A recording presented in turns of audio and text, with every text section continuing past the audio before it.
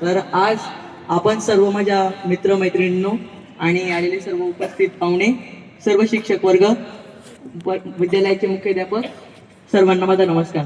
तर आज आपण जे समूह गीत सर्वांसमोर सादर केलं तर ते अतिशय उत्तम झालं असं मला वाटतं. कारण यामध्ये सर्वांचा उत्साह, सर्वांनी केलेले परिश्रम, जे की आपण मागच्या 8 दिवसापासून आपल्या सरावात दाखवत आहोत, याचा आज रिझल्ट आपल्याला दिसू शकतो. कारण आपण आज अतिशय उत्तम प्रकारे सादर केलं. तर यामध्ये आपण आपल्या भारत देशाचे जे काही महत्त्व आहे हे या गीतातून सर्वांसमोर व्यक्त केलं आहे. आणि हे फक्त आपण व्यक्त करायला नव्हे, तर आपल्या प्रत्येकाच्या मनामध्ये, आपल्या प्रत्येकाच्या अंतरात्म्यामध्ये रुजवायला हवे.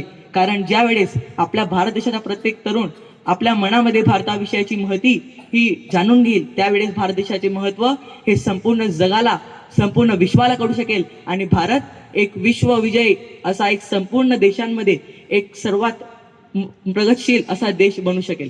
आणि यासाठी विवेकानंदांनी म्हटलं आहे की भारताकडे तरुण आहेत, तर भारतातल्या तरुणांनी ही जबाबदारी घ्यायला हवी. धन्यवाद.